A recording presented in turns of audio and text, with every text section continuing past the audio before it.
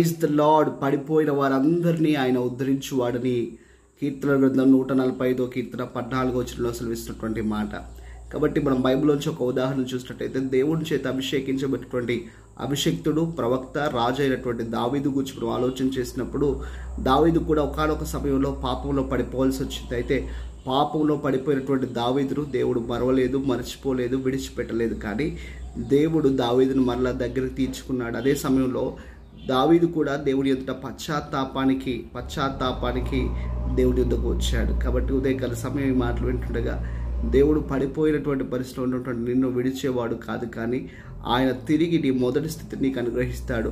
రాజు అయినటువంటి దావీదుకు తన మొదటి స్థితిని అనుగ్రహించినట్టుగా నీ జీవితంలో కూడా ఆయన నీకు మొదటి స్థితిని అనుగ్రహిస్తాడు. నువ్వు కోల్పోయిన వాటిని ఇస్తాడు. అంత మాత్రమే కాదు, నిన్ను తిరిగి అదే మొదటి ప్రేమతో ఆయన నిన్ను ప్రేమిస్తాడు. అయితే తిరిగి పశ్చాత్తాపడి ఆయన ఎందుకు రావడానికి నువ్వు సిద్ధమా మరి?